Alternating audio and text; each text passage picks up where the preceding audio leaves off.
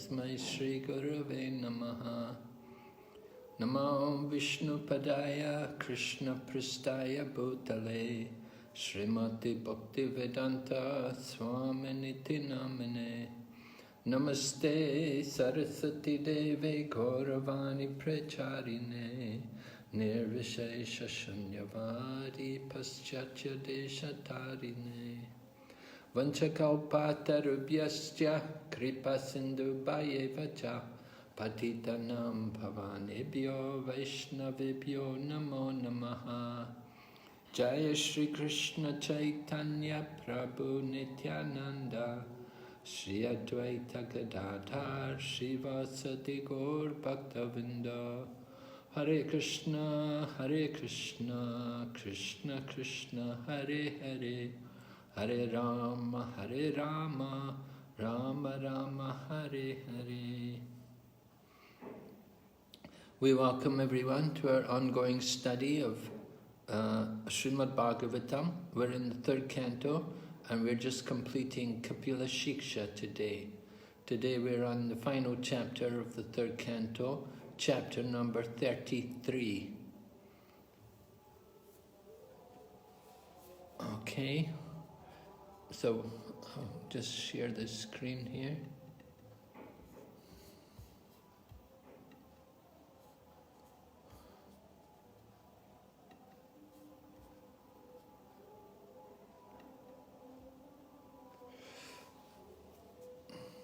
Okay, chapter number 33, Activities of Kapila. Here's an overview of the chapter. We begin with prayers by Devahuti, because Lord Kapila has completed his teaching. He's answered all of her inquiries. He's answered all of her questions, and now Devahuti is offering her prayers to Lord Kapila Dev. That's the first 8 verses. And then Lord Kapila will give final instructions to Devahuti before leaving. He will depart. He won't stay with her. He's already finished teaching her. There's no need for him to stay any longer with her. So he's going off to travel. And then text 13 up to 32, we'll hear about how Devahuti achieved perfection, the result of her practicing everything she'd learned from Lord Kapila Dev. And then we will hear, for just a couple of verses, the activities of Lord Kapila. What did he do after he left Devahuti? And then again, a Falashruti. We had yesterday also Falashruti, another Falashruti, right? That's it. We had one from Lord Kapila. This is one coming maybe from, I can't remember now. Maybe it's from Sukadeva Goswami, Maitreya, reciting to Vidura. Okay, so here's the first text. Maitreya Uvacha.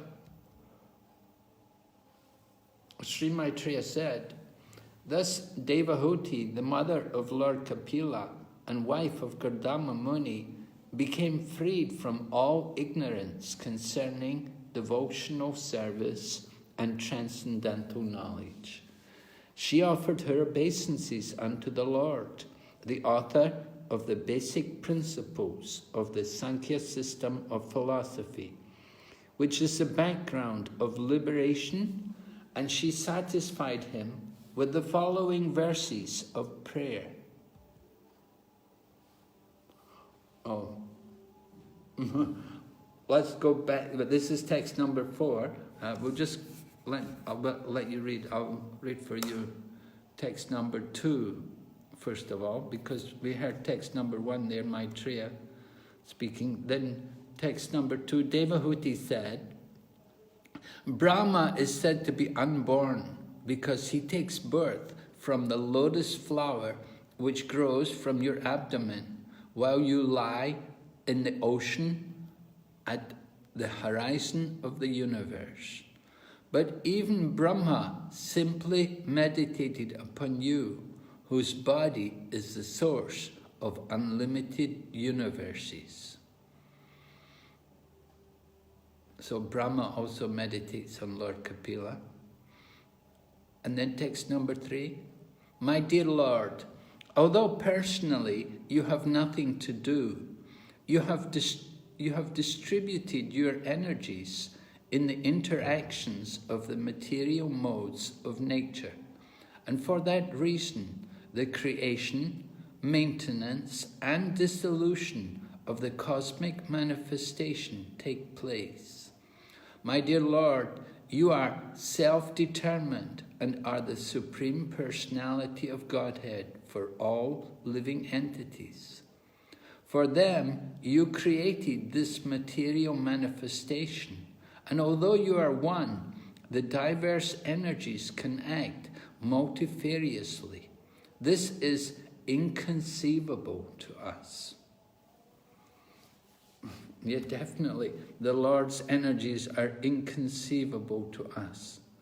How his energies can perform so many inconceivable feats beyond the power of our mind and senses to understand. We have to hear. So Devahuti is appreciating this inconceivable aspect of the Lord. And then she continues here, text number 4, and you can see the nice illustration also relating to her prayer. Text number 4 says, as the Supreme Personality of Godhead, you have taken birth from my abdomen. O my Lord, how is that possible for the Supreme One, who has in his belly all the cosmic manifestation? The answer is that it is possible, for at the end of the millennium, you lie down on a leaf of a banyan tree, and just like a small baby, you lick the toe of your lotus foot. So Devahuti's prayer is really very nice. She's saying, how is it possible that you could appear in my belly when the whole cosmic manifestation is coming from your belly? So how could you come from my belly? But then she gives an example by which we can understand something of the inconceivable potencies of the Lord, how he lays down on the leaf of a banyan tree at the time of the millennium, the end of the devastation. He lays down on the leaf and sucks his toe. I'll read the purport. At the time of dissolution, the Lord sometimes appears as a small baby lying on a leaf of a banyan tree, floating on the devastating water. Therefore, Devahuti suggests, your lying down within the abdomen of a common woman like me is not so astonishing. You can lie down on the leaf of a banyan tree and float on the water of devastation as a small baby. It is not very wonderful, therefore, that you can lie down in the abdomen of my body. You teach us that those who are very fond of children within this material world, and who therefore enter into marriage to enjoy family life with children, can also have the Supreme Personality of Godhead as their child. And the most wonderful thing is that the Lord himself licks his toe. Since all the great sages and devotees apply all energy and all activities in the service of the lotus feet of the Lord, there must be some transcendental pleasure in the toes of his lotus feet.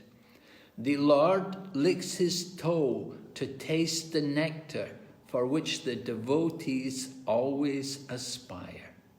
Sometimes the Supreme Personality of Godhead himself wonders how much transcendental pleasure is within himself.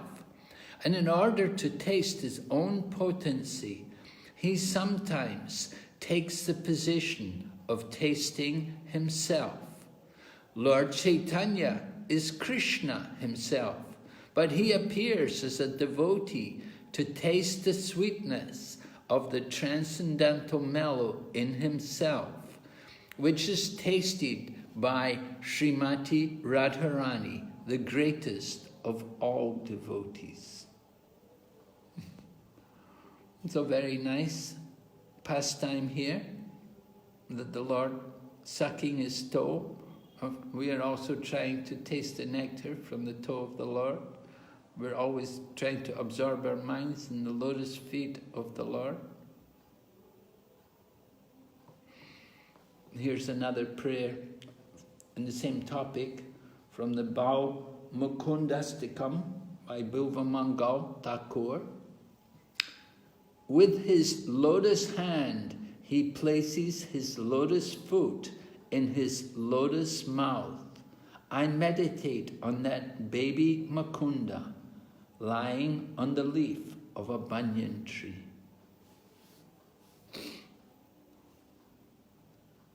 Okay. Going ahead, text number 5.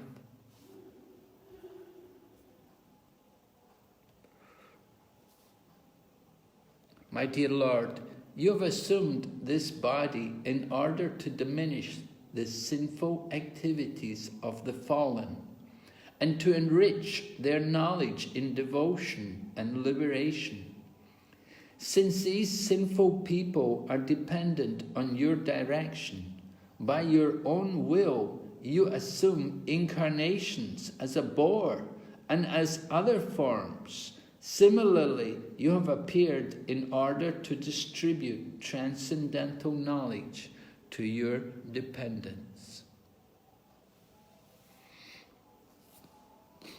So Devahuti is just describing the mission of the Lord, as we know, that comes to give knowledge, to establish real devotion, to establish Dharma, and to remove the demons, to give pleasure to the devotees.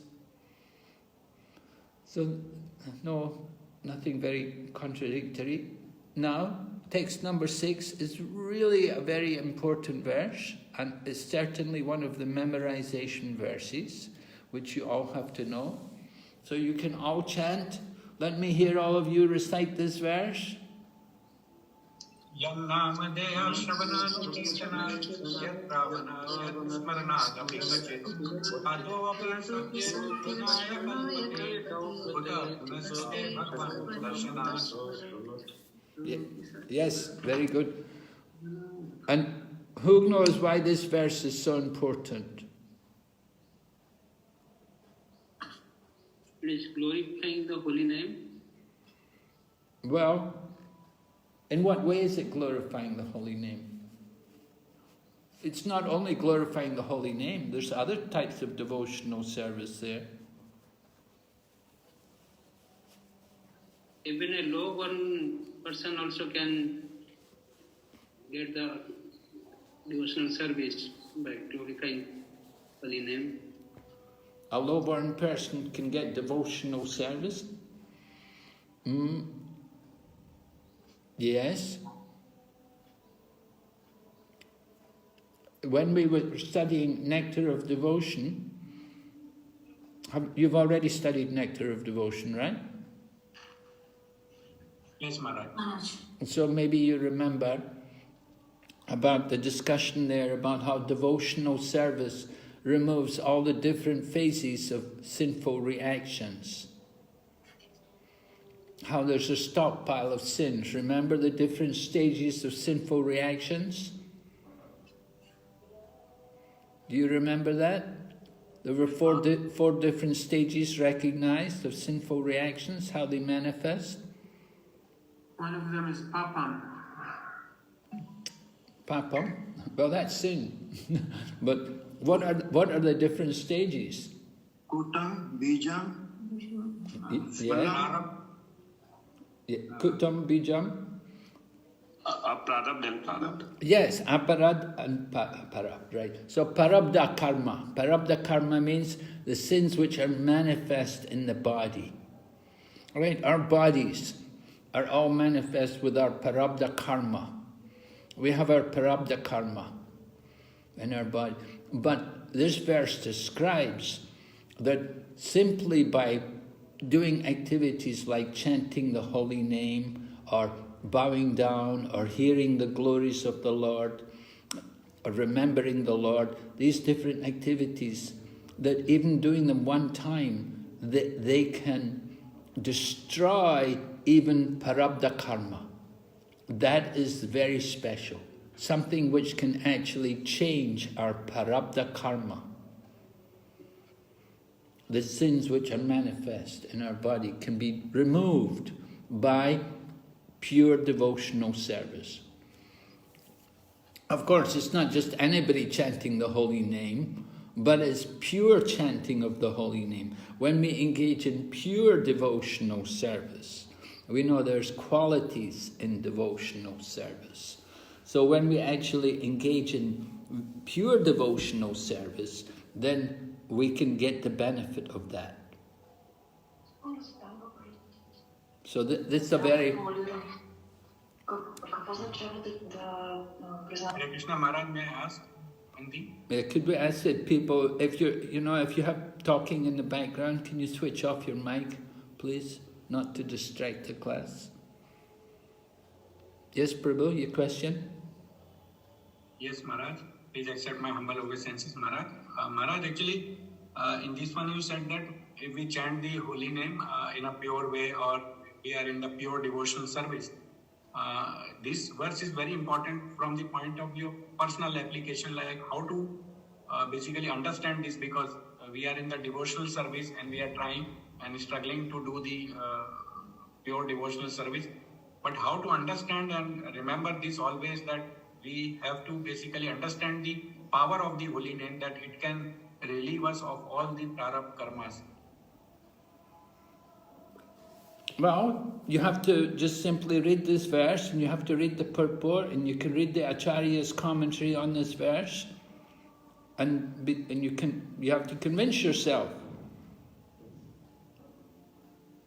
that this is a statement of the Shastras, where we accept the Shastras as absolute.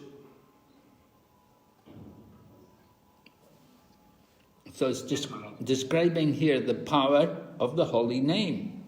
The holy, not only if he chants or if he hears about his pastimes, offers him obeisances, or even remembers him.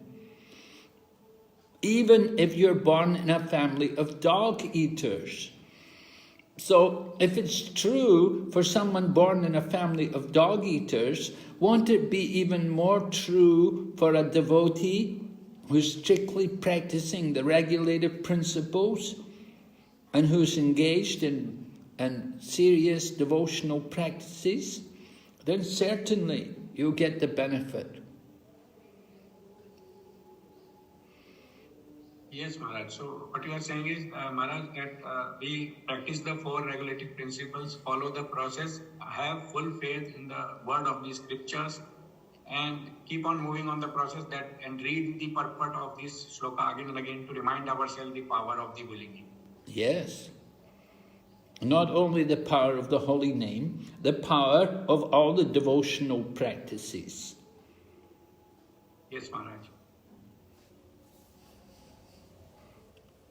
So it said even a person born in the family of dog eaters becomes eligible to perform a Vedic sacrifice. Of course, you'd have to be trained how to perform the Vedic sacrifice, but he's eligible. So this is a very powerful statement, and this is impressing on us the power of devotional activities. And if we perform these activities with sincerity and pure devotion, then certainly we'll get the results.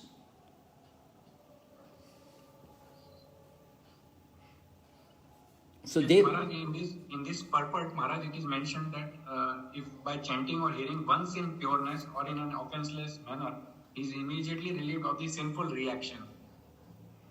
Yes. So, by chanting or hearing once in pureness. So, how to understand this pureness? What is this pureness, Maharaj? Well, what is pure devotional service? You know, we studied the nectar of devotion, our definition of pure devotional service. Without any material desires. Without any material desires. Without desire for philosophical speculation or fruitive activity, and we constantly serve Krishna favorably.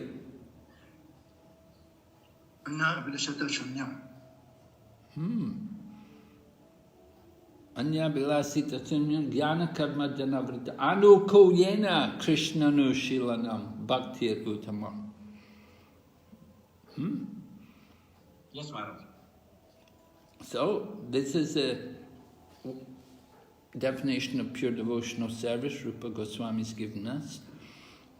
In proportion to our endeavor to please Krishna, Krishna will reciprocate. So this is describing about Devahuti. Devahuti said, to say nothing of the spiritual advancement of persons who see the Supreme Person face to face. Now, you see, actually, when you go to a temple, you're seeing the Supreme Person face to face. So you're in a similar position, just as Devahuti was seeing Lord Kapila face to face, and she understood he was the Supreme Person. When we go to temple and we see the deities, we're also seeing the Supreme Person face to face. And Prabhupada also told us, when we study Srimad Bhagavatam, one day we'll actually see Krishna in the pages of the Srimad Bhagavatam. The Srimad Bhagavatam is not different from Lord Krishna. It's the literary incarnation of Lord Krishna.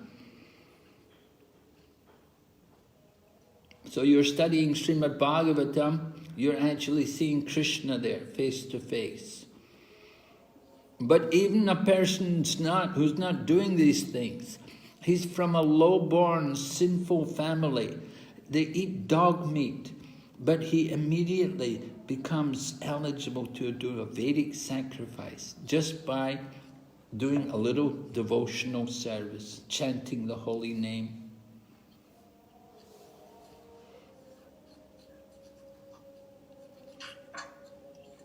So we dedicate all of our activities to the service of Krishna. So certainly we have great hope to get rid of our past karma, to get rid of our previous sins, to purify ourselves. But that's not the goal. That's not the goal. The goal is not just to do a Vedic sacrifice. The goal is to develop love for Krishna. We have to go on from this platform of, just purifying ourselves and getting rid of our bad karma. We have to go on from that to come to some platform where we actually become attached to Krishna. We actually want to do service to Krishna. We're so eager to see Krishna, to speak to Krishna, to be with Krishna. Right? So that's verse number 6. Then verse number 7 is also a very, very wonderful verse, which we should also know, right? You can also chant. Aho pataswa pacho kajariya jivagde vartate dhamatumyam te pastapaste jovo sashnuraya brahmana churnam chanti. Right. So these people are very glorious. They're chanting the holy name. Even if they're born in the family of dog-eaters, such persons are worshipable. And so if somebody's not born in a family of dog-eaters, they're born in a good, pious, religious family, they're even more worshipable if they're chanting the holy name. So persons who chant the holy name must have executed all kinds of austerities, fire sacrifices, achieved the good manners of the Aryans. They must have bathed at holy places of pilgrimage, studied the Vedas, fulfilled everything required. That's why they're chanting the holy name. That's their qualification to chant the holy name. But remember, chanting the holy name is the means and it's also the end. What is the end? The end is where we actually develop our love for Krishna. Srimad Bhagavatam said, remember the second canto? It's, certainly that heart is steel framed. If on chanting the holy name we don't feel ecstasy. So we have to understand the power of the holy name, the importance of chanting the holy name. Not only chanting the holy name, but it's a sign that somebody who is chanting the holy name, they're not ordinary people. They're very special people. They must have done a lot of things in the past, and now they've come to that stage to be able to chant the holy name. So this is the power that the holy name brings people to the highest platform, to the stage of perfection. Okay, we'll go ahead. So text number 8. I believe, my Lord, that you are Lord Vishnu himself under the name of Kapila, and you are the Supreme Personality of Godhead, the Supreme Brahman. The saints and sages, being freed from all the disturbances of the senses and mind, meditate upon you, for by your mercy only can one become free from the clutches of the three modes of material nature. At the time of dissolution, all the Vedas are sustained in you only. So Devahuti understood the identity of her son. Actually, even before he was born, she'd already been told, she was told, that was by Lord Brahma, that she would have a child who would be an incarnation of the Supreme Personality of Godhead. And of course, once the child comes, then it's hard, not so easy to accept that this child is actually the Supreme Lord. It wasn't like Lord Kapila came as Lord Krishna came to Vasudeva and Devaki, came in his Narayan form. Lord Kapila came like a normal child, but at the same time, he's understood to be the Supreme Lord. So this is the wonder of the Supreme Lord. This is his inconceivable potency, that he can come. All right, would someone like to read this one for me now? Does the Supreme Personality of Godhead...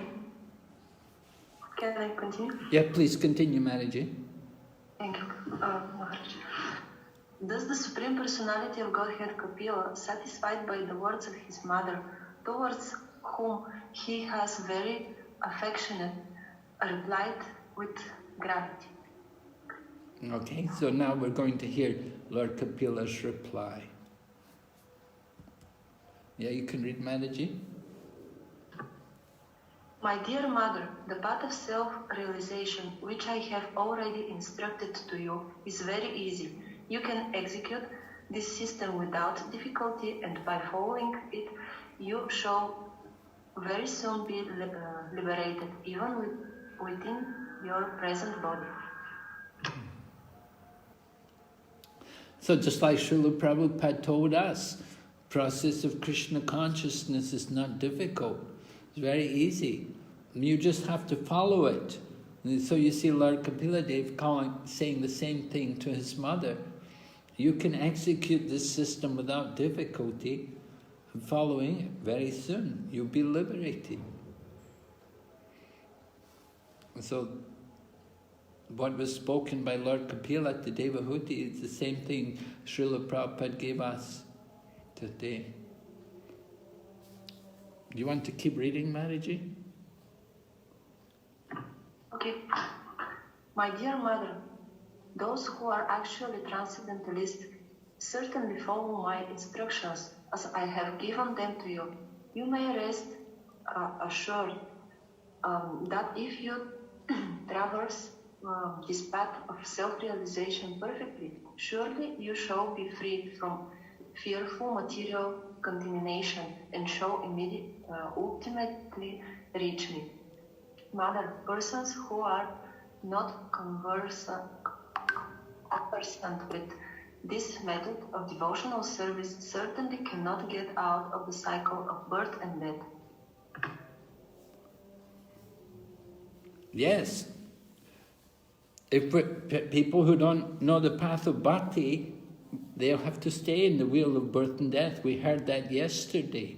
We heard about the different people, the Grihamedis and the pious materialists, and how they're endeavoring and how they're maybe doing their religious rituals, but they don't do them with devotion. So they remain in the material world. They may go up to the higher planets for some time and then they come back down. So this is the result. If they have no devotion, they have to stay in the wheel of birth and death. But transcendentalists, those who are actually transcendentalists, they will follow the instructions. They will follow the instructions as given to us. And we can see people follow the instructions. When you follow carefully, you'll make progress. It may take some time, and people sometimes they feel that, oh, I'm not progressing. But we have to be realistic that when we practice and we follow, it doesn't mean you're going to develop a body with 4 arms. Sometimes people are disappointed that they didn't grow 2 more arms. You know, they think I should have got my 4-arm form. It's not like that. We follow and we remain in Krishna consciousness. We remain on the transcendental platform. That is the result of following the instructions, that it frees us from the effects of the material energy. We're no longer in Maya. That's the difference. You follow the instructions of Lord Kapila, or you follow Srila Prabhupada's instructions, you won't be in Maya. You'll be saved from Maya. So that's what we really want. We have to protect ourselves from the material energy. But people who are just simply materialists, the karmis, the fruitive workers, what do they get? They get their sense gratification, temporary pleasures, and they go up and down in the wheel of birth and death. But for the devotee knows he's going back to Godhead. It's just depending on when Krishna wants to take him. He's surrendered to Krishna. Okay, we'll go ahead. Text number 12, his devotional service. Sri Maitreya said, the Suti of Godhead, after instructing his beloved mother, took permission and left his home, his mission having been fulfilled. His mission was to explain the Sankhya philosophy to his mother and save his mother some anxiety because her husband had gone away and left her. So by giving her the Sankhya philosophy, she... Text 13. As instructed by her son, Devahuti also began to practice bhakti yoga in that very ashram. That means the ashram which her husband had given her. Her husband had been there originally and she'd come there and joined him. Then he went away. So she was there in the ashram and she practiced samadhi in the house of Kardama Muni, which was so beautifully decorated with flowers that it was considered the flower crown of the river Saraswati. So Kardama Muni, remember, he was a mystic yogi as well as an Astanga yogi, and with his yoga powers he'd created the aerial mansion. And so that mansion was still there for Devahuti and she was enjoying the opulence, but being on her own, it wasn't much of an enjoyment. Being without her husband anyway, she couldn't really enjoy it. Although it was a very beautiful place. Text 14. She began to bathe 3 times daily, and thus her curling black hair gradually became grey. Due to austerity, her body gradually became thin, and she wore old garments. So that's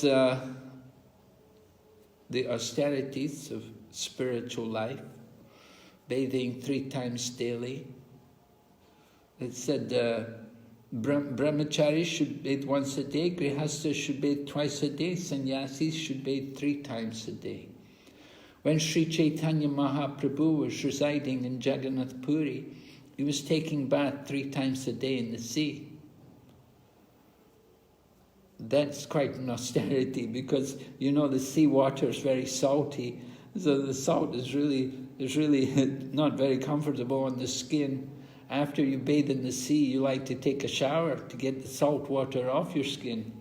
I don't know how Lord Chaitanya did it, but he would go to the sea every day and bathe 3 times a day.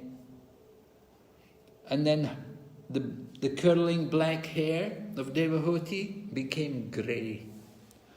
Well, that happens to everyone, right? As you get old, everything dies. Everything dies. You go to the dentist and he gives you root canals. The teeth are dead. Gives you a root canal. The hair goes grey. It's dead, and so the nails also they die. Oh, so many problems with the material body. It's all dying, and one day we will also die. The whole body will die. It's the nature of the material world. And due to her austerity, her body became thin, and she wore old garments. This is something like in the instructions which were given by Lord Chaitanya Mahaprabhu to Raghunath Das Goswami. Of course, Raghunath Das Goswami, he was exceptionally renounced. And when he left his home, very opulent home, and he came to Jagannath Puri, then he asked to Lord Chaitanya, he didn't ask directly, but through Swarup Damodar, he asked Lord Chaitanya for some instruction.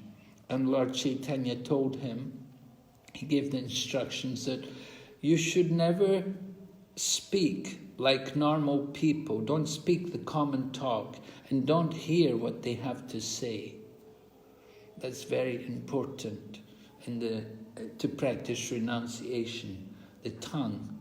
You cannot talk nonsense and don't hear nonsense thing. Don't hear the Gramya Katha. Gramya Katha na sunibe, Gramya Varta na kahibe. Right? This is Chaitanya Charitamrita. And then Lord Chaitanya also gave the instruction that you should not eat opulent food and don't wear opulent clothing also. So Raghunath was he was a Goswami, so these Babajis in Radhakund, they're very renounced. They wear the cloth which only goes down to the knees. They don't wear any sewn cloth. Anyway, Devahuti, she's wearing old garments and her body became very thin. Just as before, when she had first come to live with her husband, her body had become emaciated and her hair had become matted. But then, when they went to travel, they wanted to enjoy, then it was arranged that when Devahuti went to bathe, her whole body would be rejuvenated. So you studied all that before. So now, anyway, she's on her own, and her body has become thin. Right? Someone like to read number 15 for us?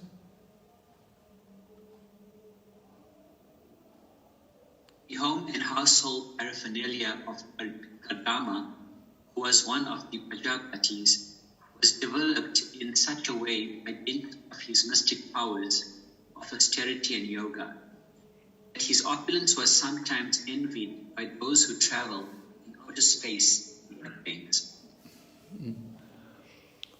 Okay, the household paraphernalia. People would keep their wealth in their household paraphernalia. Of course, we see that even today. Although Kadama was a mystic yogi and doing austerity, but he had so much opulence. But of course, he's not attached to any of it. That's why he could just go away. He could renounce everything. So that's mystic power. And we see Srila Prabhupada. Srila Prabhupada had so much opulence at his fingertips, but he was not attached to any of it. He was happy to go back to Vrindavan. Okay, go ahead, Prabhu, keep reading. The opulence of the household of Dharma Muni is described herein. Bed sheets and mattresses were all as white as the foam of milk. Chairs and benches were made of ivory and were covered by cloths of lace with golden filigree. And the couches were made of gold and had very soft pillows. We can see it's very opulent, isn't it? Sounds very opulent. Everything is so nice and wonderful, ivory and gold and oh my goodness, and then lace and so many things. It sounds very, very beautiful. Well, very opulent, certainly. How did it all come about? Just by the mystic power. Kadama Muni is a yogi. He could do these things. He could create these things. Yeah, go ahead. The walls of the house were made of first-class marble, decorated with valuable jewels. There was no need of light, for the household was illuminated by the rays of these jewels.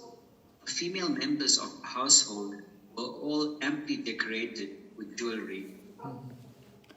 So it sounds similar to Lord Krishna in Dwarka, that he had 16,108 palaces, which were also first-class marble, and they were all decorated with valuable jewels. And even Hastinapur also, where the Pandavas were living, there was no need of light. Everything was illuminated by the jewels which were there, decorating the walls. And so this was the system in the past. Even in the lower planetary regions, the regions below the earth, there's these different subterranean heavenly planets. They don't enjoy the light of the sun. So the light there comes from jewels. There's jewels on the heads of the different living entities, and that illuminates everything.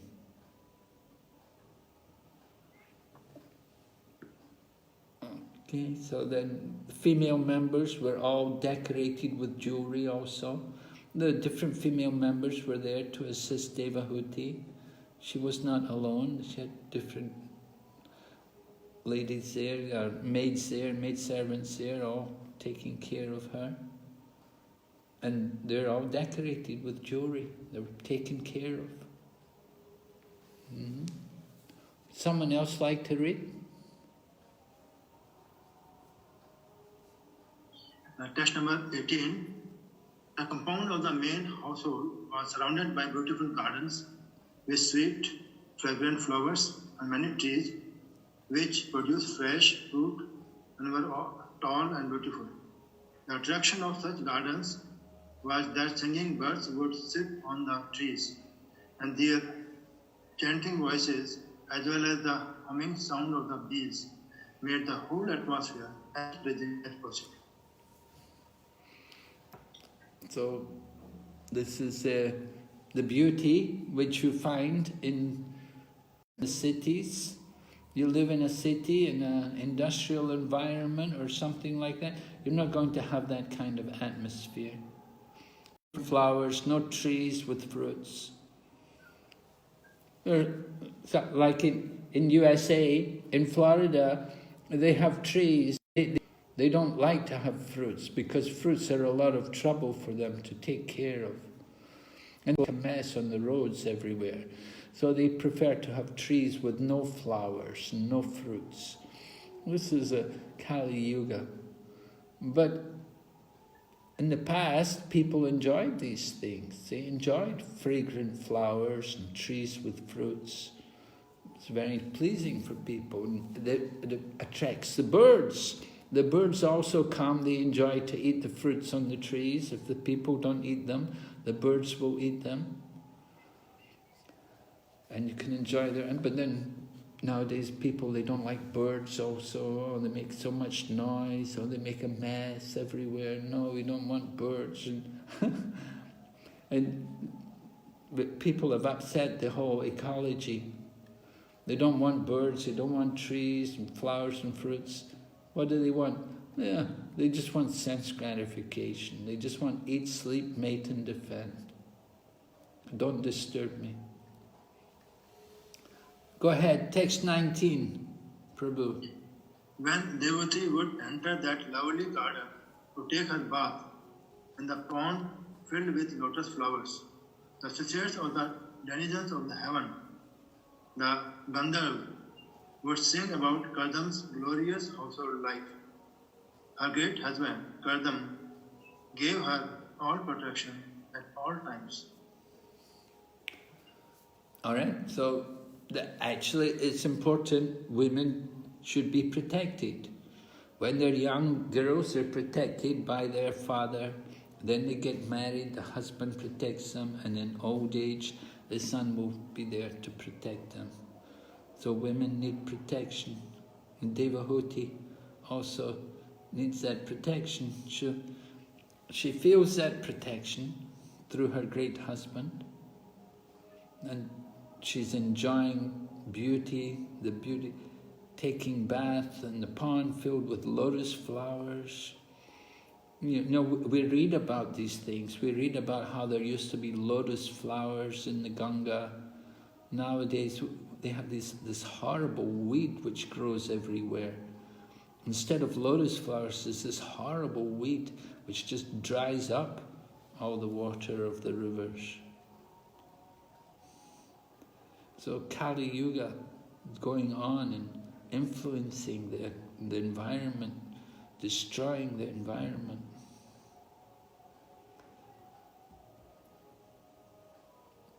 So Devahuti's detachment, text number 20.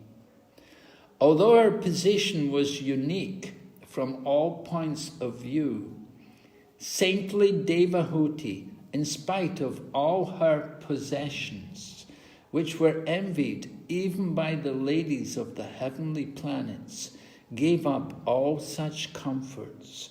She was only sorry that her great son was separated from her.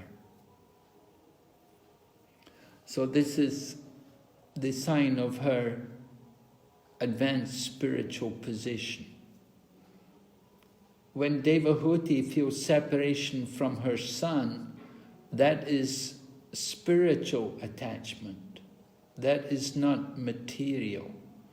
In the material world, of course, the mother thinks of the child, we think of her son. That's a material relationship. But in Devahuti's case, it's a different situation because her son is the Supreme Lord.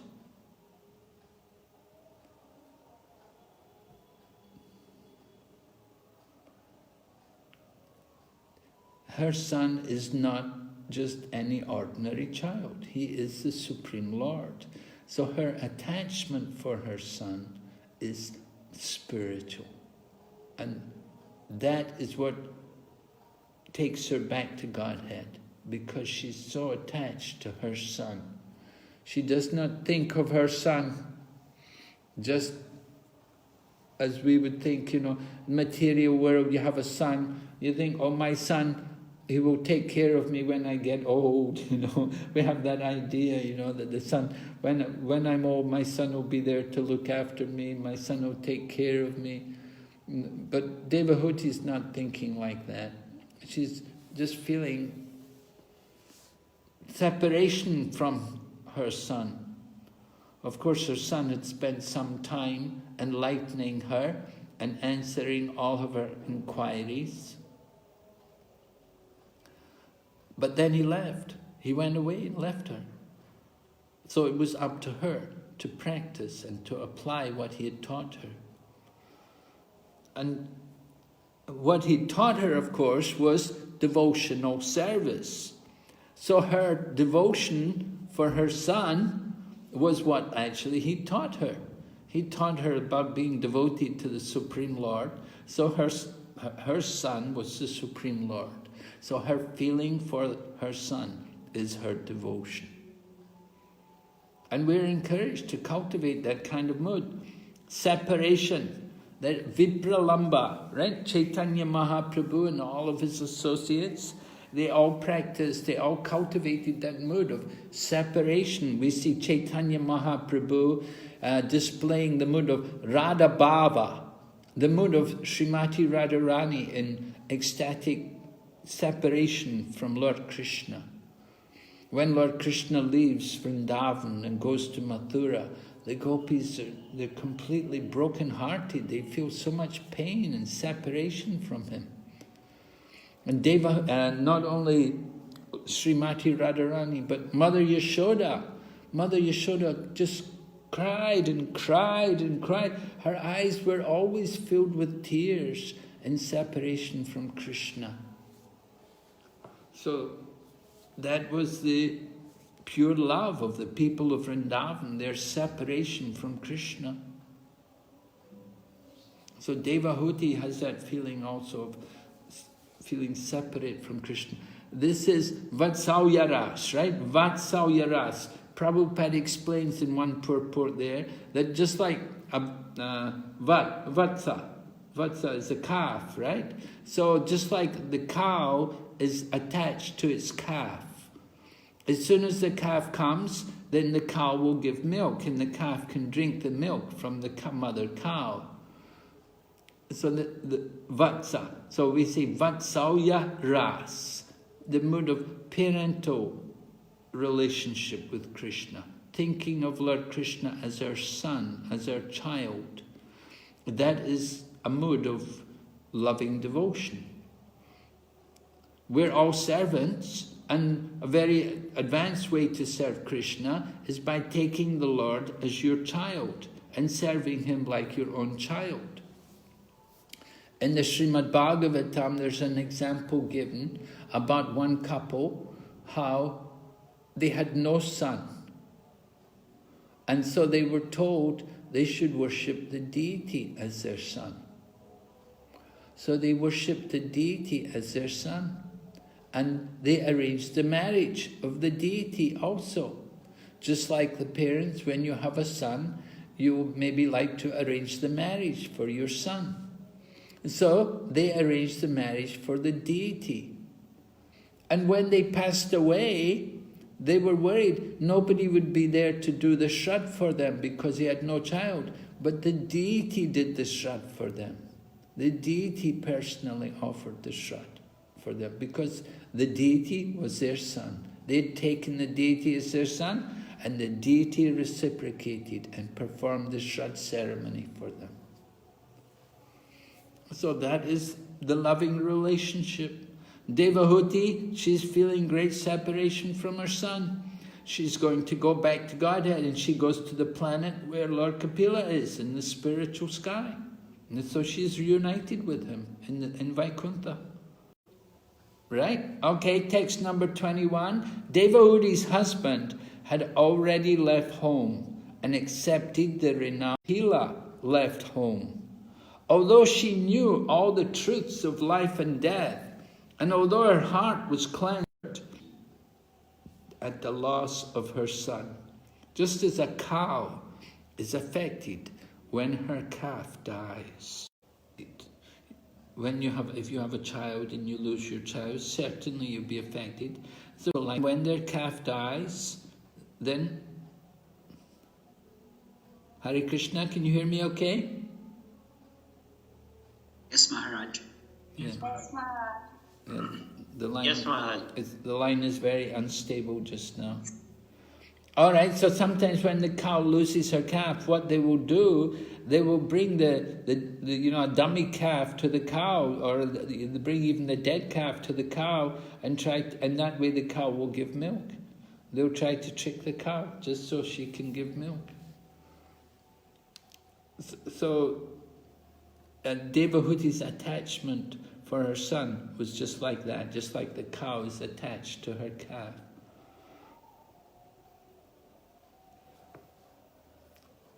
Hare Krishna Maharaj. Yes? Sorry, please go ahead, Prabhu. Okay. Maharaj, may I ask one question? Yes? Maharaj, you mentioned that one couple, they took the deity as their son, and they wanted to get him married. So, how the marriage was done for the deity? Like, was the deity married? So, was it kind of I could not understand if perhaps the signal was weak or I missed it, Maharaj. Well, sometimes they do the marriage of Shaligram with Tulsi. Okay. Right? So that way, and also after they passed away, so they thought that how they will serve the son, and so what basically happened after their passing away? Well, when they passed away, then the deity was the one which did the Shrad ceremony. Okay, Maharaj. So this is mentioned in Srimad Bhagavatam. Yes, I think there's a purport there where Prabhupada talks about it. Okay, Maharaj. Prabhupada definitely talked about it.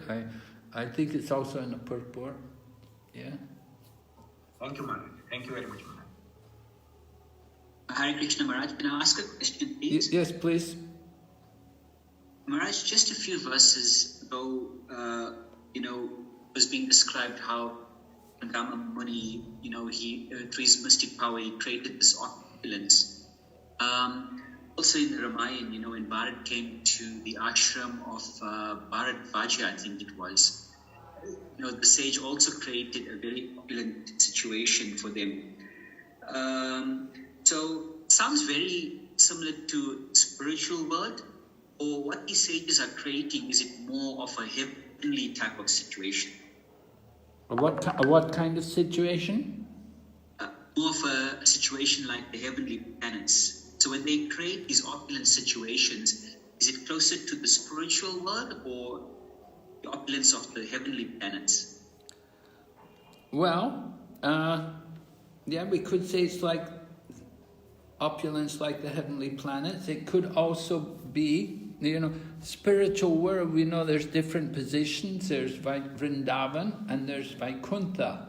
And so Vrindavan, Goloka Vrindavan is rural. It's a place of cows and countryside and forests. It's quite different from Vaikuntha, Dwarka.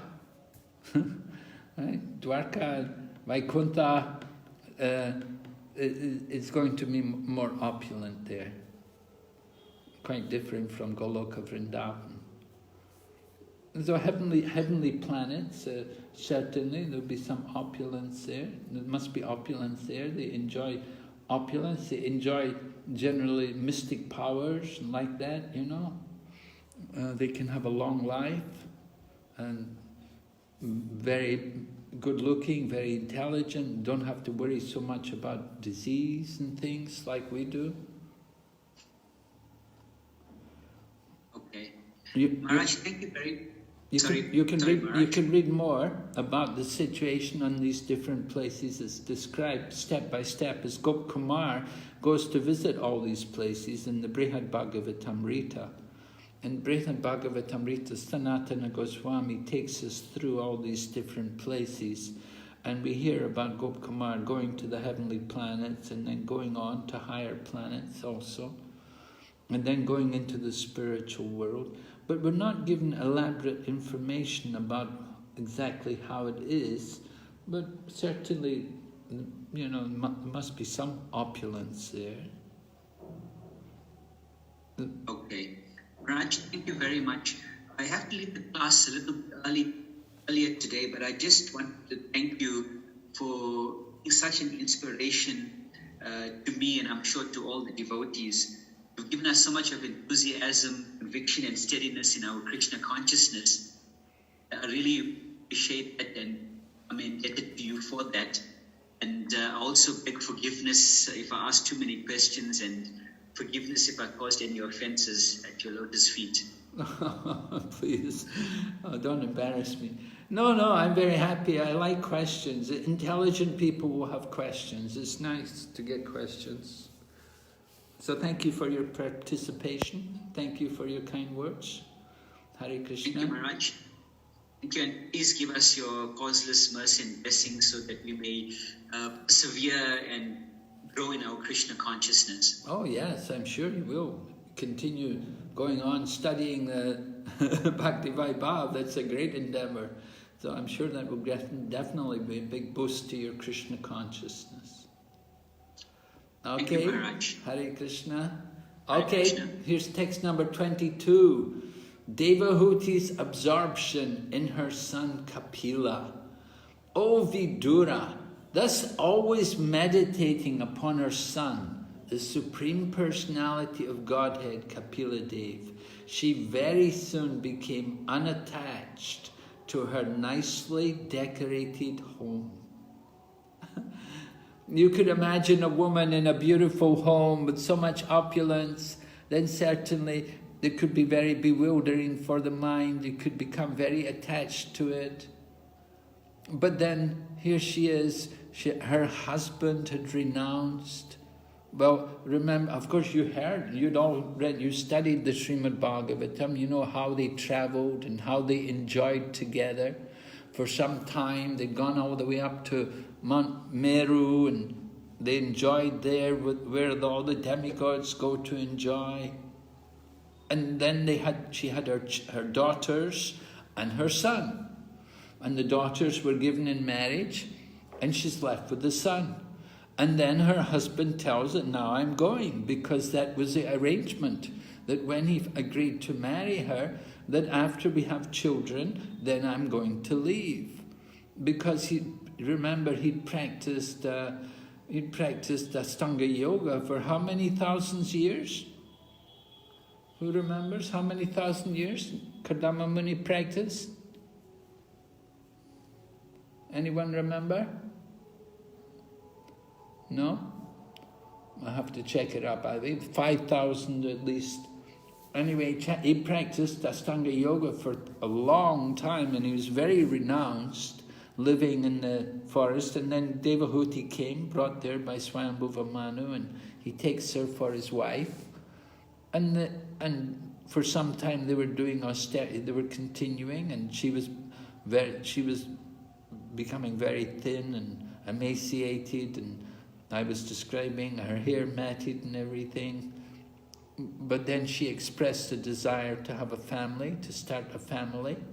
So in order to do that, Kardama Muni had to make some changes, and he had to create some opulence, create some comfort and luxury living, so that they could actually have more the desire for progeny.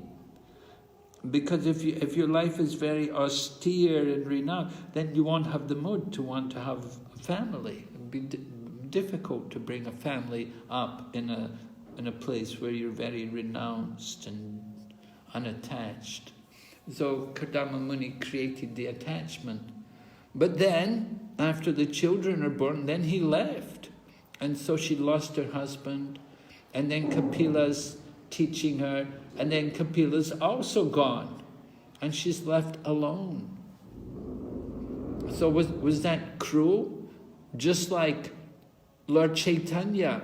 Lord Chaitanya took sannyas at the age of 24, and his wife was only 16 years of age, with no children. And he had an elderly mother also. So was it wrong of Chaitanya Mahaprabhu to do this? Would someone like to respond? Maharaj, may I respond? Yes, please, Prabhu. Maharaj, actually, Chaitanya Mahaprabhu, his advent was for a higher purpose, to basically give the holy name to the fallen souls so that they can be delivered. And at the same time, he basically, because he is the Supreme Lord, without being personally present, he can take care of his mother, his wife, without being personally present. Like he gave his deity form to his wife so that she can worship him, and whenever she felt the absence of the Lord, she can always look upon the deity given by Lord Chaitanya to the wife, and then she can basically have the same feeling of his presence. Well, I never heard anywhere that he gave her a deity. I don't know where you got that from. He simply left home. He didn't even tell her that he was leaving home. But he left, right? He's not going to tell her. Yes, Maharaj, maybe I am mistaken, maybe I mixed something in between, so kindly correct me, Maharaj. Yeah, well, we never heard anywhere that Lord Chaitanya gave her a deity. Even that deity, we're not, some devotees are not very sure if how authentic that is, that it was actually worshipped by Sachimata, by Vishnupriya. But that's what they say. It's not very, we don't see any real evidence of this. But as you say, certainly there's that deity there, Dhameshwar. How authentic it is, we don't know. But why did he go away? Was he being neglectful? But of course he left home for the higher purpose. The higher purpose is to distribute Krishna consciousness to the world and to show the example also. Of course, he could have shown the example, usually people take sannyas at the age of 50. Or they renounce anyway at the age of 50. Panchasorvam Vanambrajit. We say go to the forest. You don't go to the forest at the age of 24. He'd not been married very long. Your wife is only 16 and no children. But Chaitanya Mahaprabhu's left home. He left home for the higher cause, to preach Krishna consciousness. And actually, after he took sannyas, Sachimata came there to Shantipur, and Lord Chaitanya said to her, he told his mother, he said, I took sannyas on the spur of the moment. I was foolish. I shouldn't have done it. I will come home with you. But Sachimata told him, no, that's not good. That will be not good. That will ruin your name. That will be very bad for you. So now you've taken sannyas. Now you have to take it. You have to keep it up. You have to embrace it fully. That is the mood. Taking sannyas, that you don't give it up, right? If you give up sannyas, then that is called vantasi, right? It's like eating your own vomit. That you vomited something, you turned away from the material world, and then if you're going to give it up, then you're going to come back. You're going to give up the sannyas and come back. It's like eating your own vomit. It's a degrading thing to do. It's not a proper thing to do. It's condemned in the Vedic system. It's different in Buddhism. Buddhism is a different thing. The Buddhists, someone may be a Buddhist monk and they may give up being a Buddhist. People often become monks in Buddhism, and they'll become a monk for 6 months or a year or even 1 month. And they'll often do it. And it's just for their purification, they become a monk. And there's a ceremony when they move in, and there's a ceremony when they go out. But the Vedic culture is not like that. The Vedic culture, sannyas, renunciation, is at the end of life. And there's no going back. It's a whole very different situation. So Kardama Muni had left home, he'd gone away, and Lord Kapila is also not going to stay at home. He's not going to stay because his mother's already perfect. He's already done everything for her. Now he doesn't need to stay there any longer.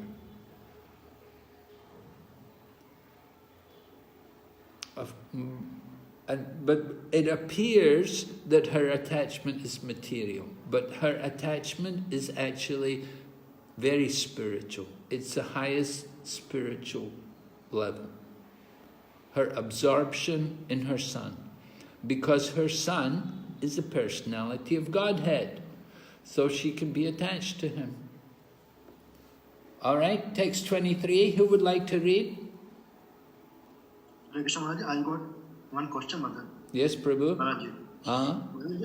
In this case, just like her son, Kapamani had left the home, and then what is the difference between her status and living as a brahmacharini? What is the difference between who? That state and becoming a brahmacharini. Brahmachari and brahmachari. Yeah. Sannyasini. Sannyas. Taking sannyas. Huh? Taking sannyas. Sannyas by a woman. She was in a state of sannyas. Who? Devati. No. She's not sannyas.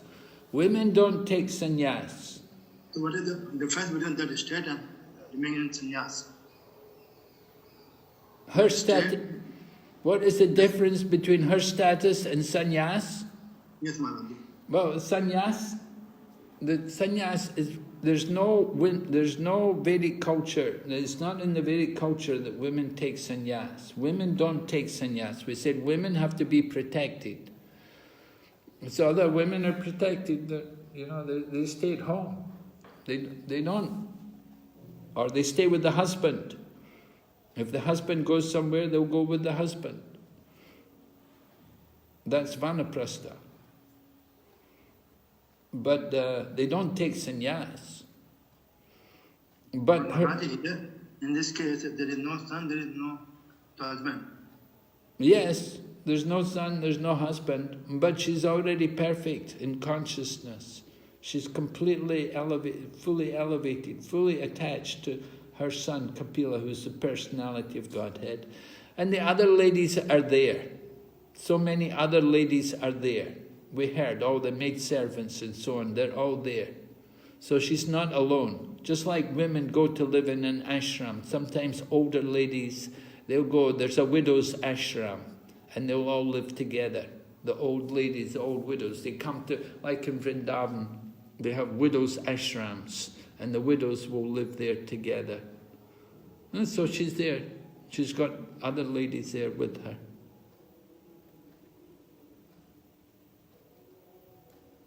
Yes, Maharaj. Thank you. And there's no men.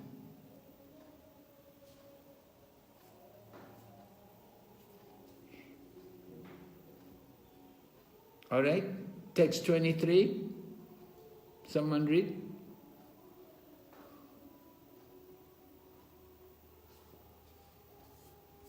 Yes, somebody could read, please. Thereafter, having heard with great eagerness and in all detail from her son, Kapila Deva, the eternally smiling personality of Godhead, Devadhuti began to meditate constantly upon the Vishnu form of the Supreme Lord. Jai. She meditates on the Vishnu form of the Supreme Lord. You see, this is her spiritual advancement. Yes, go ahead, Prabhu. She did so with serious engagement in devotional service. Because she was strong in renunciation, she accepted only the necessities of the body.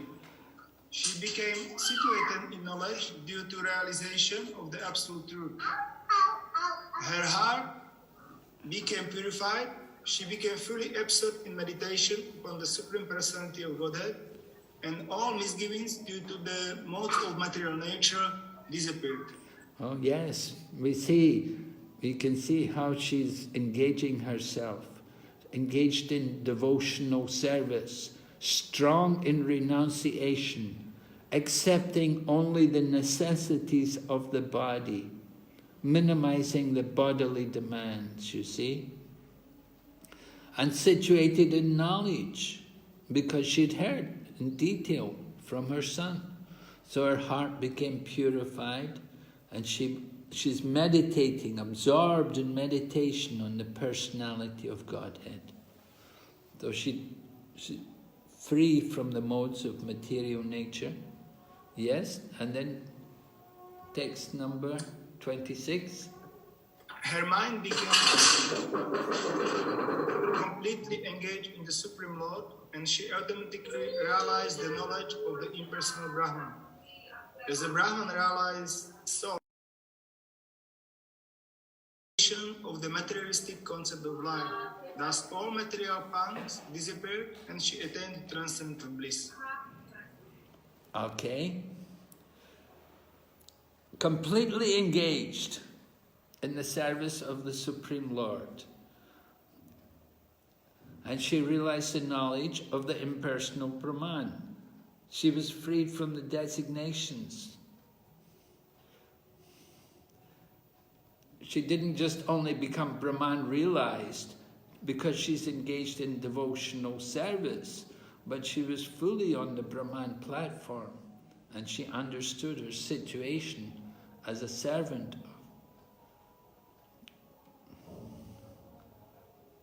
Okay, right?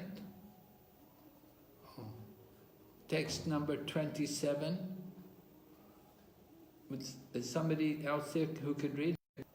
Situated in eternal trance and freed from illusion, impelled by the modes of material nature, she forgot her material body, just as one for...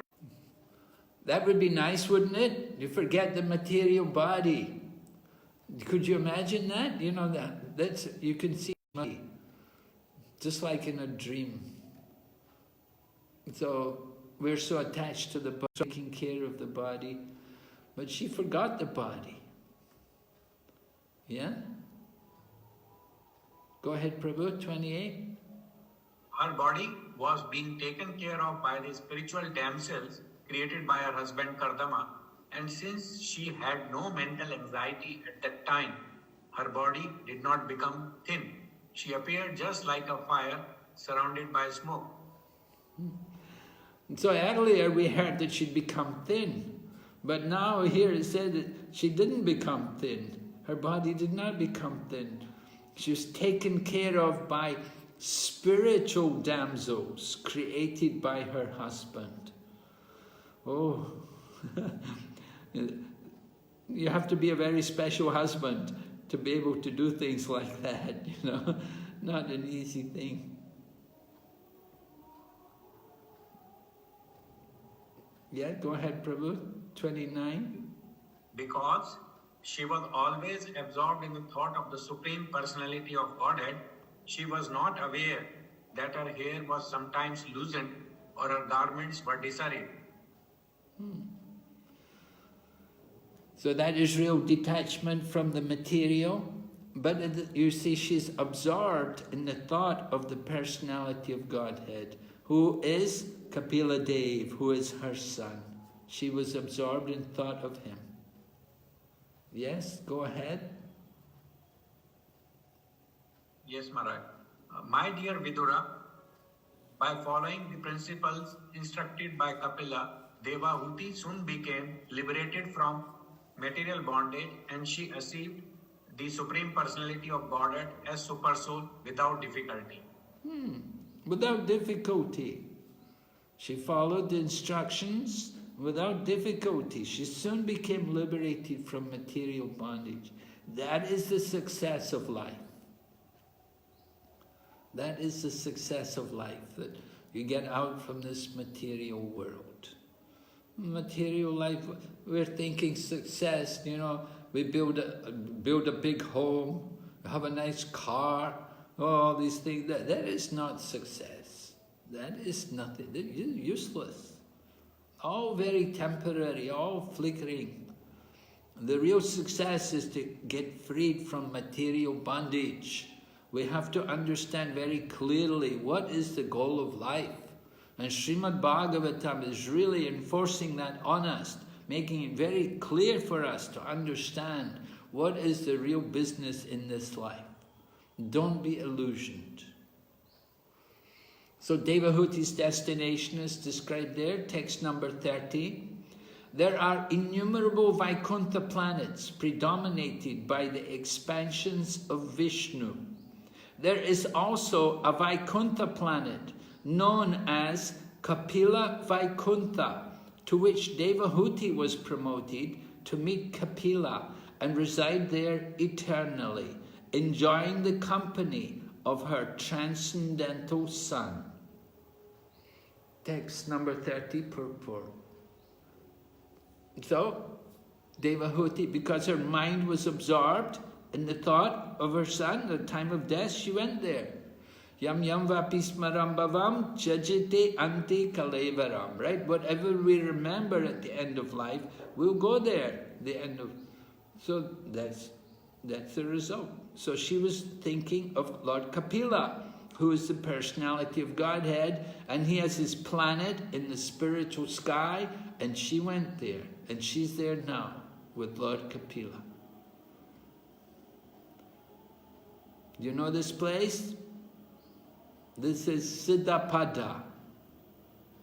This is where Devahuti, her body transformed into water, right? The palace where Devahuti achieved her perfection, my dear Vidura, is understood to be a most sacred spot. It is known all over the 3 worlds as Siddhapad. Dear Vidura, the material elements of her body have melted into water and are now a flowing river, which is the most sacred of all rivers. Anyone who bathes in that river also attains perfection, and therefore all persons who desire perfection go bathe there. Yes, Maharaj. I don't know where it is. I don't know. Gujarat, Maharaj. Is it? It's in Gujarat. Huh. Siddhapad. Which part of Gujarat? Saurashtra? Sidhpur. And there's this place, Siddhapad? There's a river there, Siddhpad? Is it North Gujarat or is it Saurashtra or where? Exactly, I have to find out. You haven't been there? I haven't been there. Who told you it's in Gujarat? I was in Gujarat, so I know. You heard about it when you were in Gujarat? Yes. Okay. I'll look into that. Thank you very much. The district it's mentioned as Patan. I'll find out exactly and I'll let you know, Maharaj. Oh, thank you. Okay, and here's Kapila Muni's temple.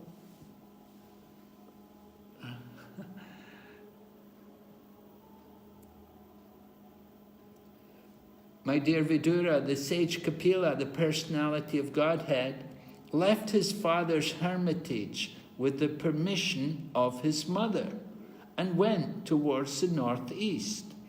While he was passing in the northern direction, all the celestial denizens known as Charachas and Gandharvas, as well as the Munis and the damsels of the heavenly planets, prayed and offered him all respects.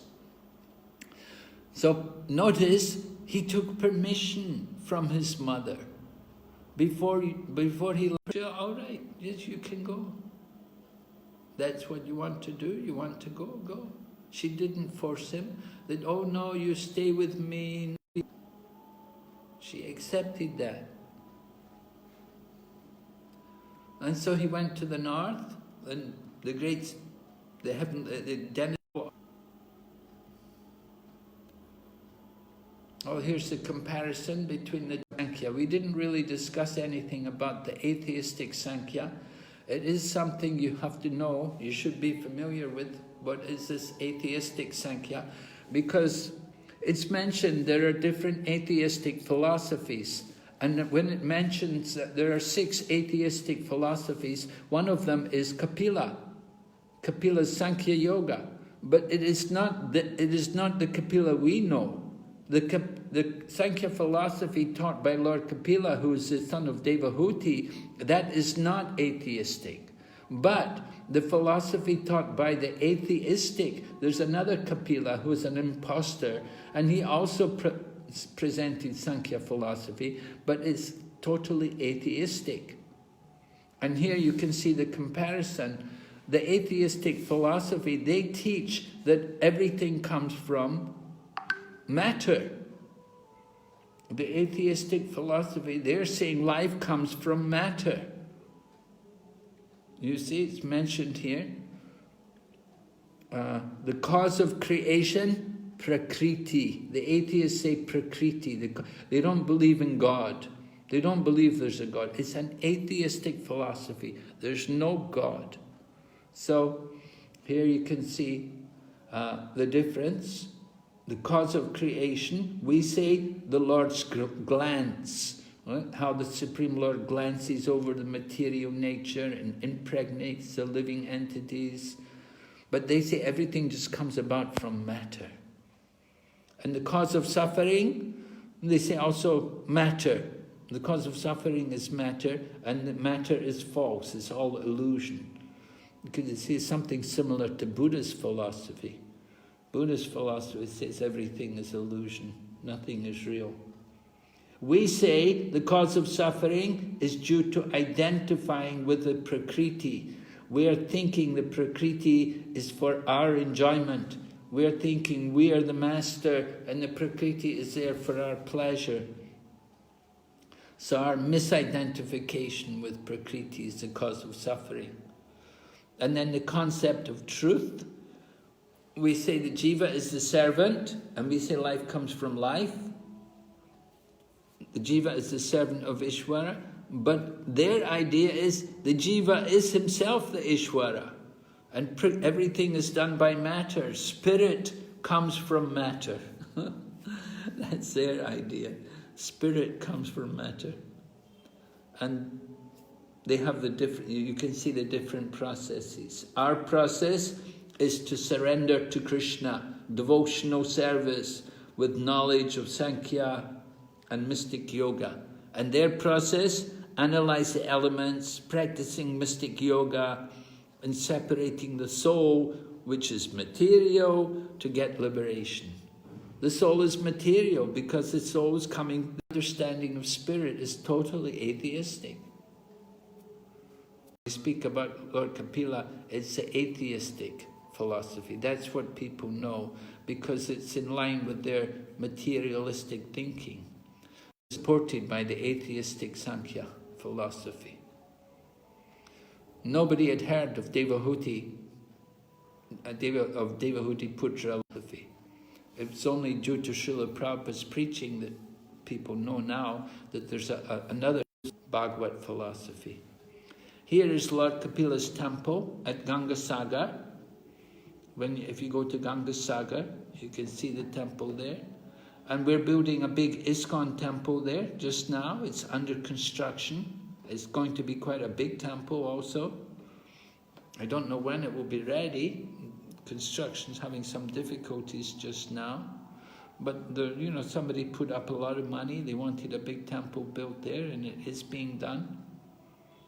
So you get the chance, you go to see Gangasagar. This is at maybe Gangasagar Mela, which was already passed there in January, beginning of January, month of Magh, beginning of Magh. Many people, thousands of people go. And there's Lord Kapila. You can see Lord Kapila. This is Lord Kapila at Gangasagar.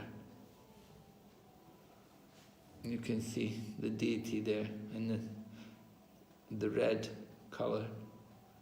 This is Lord Kapila.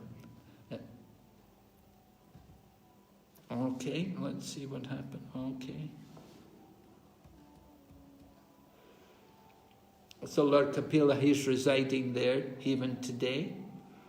Those who have spiritual vision, they can see Lord Kapila there at Gangasagar. And here is the fruit given to us. You see Maitreya speaking to Vidura. My dear son, since you have inquired from me, I have answered, O sinless one. The descriptions of Kapila Dev and his mother and their activities are the purest of all pure discourses. Okay. Text 37. The description of the dealings of Kapila Dev and his mother is very confidential. Anyone who hears or reads this narration becomes a devotee of the Supreme Personality of Godhead, who is carried by Garuda, and he therefore enters into the abode of the Supreme Lord to engage in the transcendental loving service of the Lord. So you can see it's really a blessing. We're told this is very confidential, the descriptions of Lord Kapila and his mother. Not everybody will take the time, have the patience to go through Srimad Bhagavatam and to come across these and read it carefully. But anyone who hears and reads this narration, they'll become a devotee of the Supreme Lord. So, very wonderful. So we should feel very fortunate that we had the opportunity to go through this Kapila Siksha. Are there any questions? No, Mataji's hand is up, Maharaj. Yes, Mataji? Maharaj, could you give, please paste the Kapila Sankhya and Atheist Sankhya slide once more? One thing's left. That's in your book, in your student book, you know. If you have... Yes, Maharaj, I just wish to, just confirm the points which are left. Okay, let me see. You want me to... If it's possible. Yes, we'll go back. Here? You see it? Yes, Maharaj. Thank you, Maharaj. Have you got it all? Everything? Yes, Maharaj. Yes, Maharaj. Thank you. Yeah, it's very important. You should know this. Comparing the atheistic to the theistic, right? We're not atheists, we're theistic, we're monotheists. That sometimes puzzles people. They're puzzled to know Hare Krishnas are because they think all Hindus are. They think Hindus are generally polytheists. They think they believe in many gods, but we're monotheists. We believe in one God. There's one Supreme Personality of Godhead, but he has many forms. So Lord Kapila is one of the forms of the Personality of Godhead. Right? We want to understand properly the position of Lord Kapila. Okay, are there any other questions? Nobody's hands up, Maharaj. Can I speak for a minute? Yes, please. On behalf of Mayapur Institute and all the students present here, Maharaj, we thank you for your wonderful sessions and for your kind cooperation and giving your valuable knowledge and mercy to everybody. And everybody here is seeking your mercy, Maharaj. So please bless them, and so that they can do their Bhakti Vaibhava successfully and follow the footsteps of Srila Prabhupada and all the Acharyas and fulfill the mission and vision of Srila Prabhupada. Yes. Thank you. I want to thank all the devotees for giving me the opportunity to present this Kapila Siksha, and I certainly wish you all the best in your continued studies. Thank you so much for the participation. Hare Krishna. Srila Prabhupada ki. Yeah. Go back to Hare Krishna Prabhu. Hare Krishna. Hare Krishna.